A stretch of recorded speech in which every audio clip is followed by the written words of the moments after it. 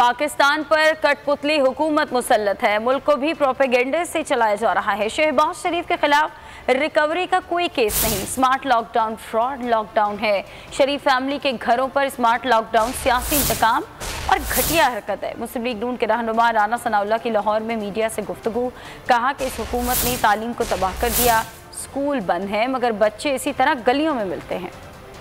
एक कठपुतली सिलेक्टेड जो है वो इस मुल्क के ऊपर मुसल्लत है। प्रोपेगेंडा करते चले जाते हैं, हर बात पे इनका प्रोपेगेंडा। इन्होंने एक फ्रॉड लॉकडाउन जो जिसे ये स्मार्ट लॉकडाउन कहते हैं, ये सिर्फ अपने प्रोपेगेंडे के लिए इन्होंने ईजाद किया हुआ है। मैंने ये देखा है कि जिन इलाकों में स्मार्ट लॉकडाउन होता है वहाँ पे 2 बैरियर लगा के पुलिस वाले बैठे होते हैं। इन्होंने बच्चों की तालीम का बेड़ा गर्क कर दिया है। इनका जोर अगर चला है तो इसी बात पे चला है कि बच्चों को इन्होंने घर बैठा दिया है और वो स्कूल में इकट्ठे तो नहीं होते लेकिन गली मोहल्ले में जो है वो इकट्ठे होते हैं जिस तरह से स्कूल में होते हैं। मियां शहबाज शरीफ के खिलाफ 1 रुपए की भी रिकवरी या करप्शन का केस नहीं है।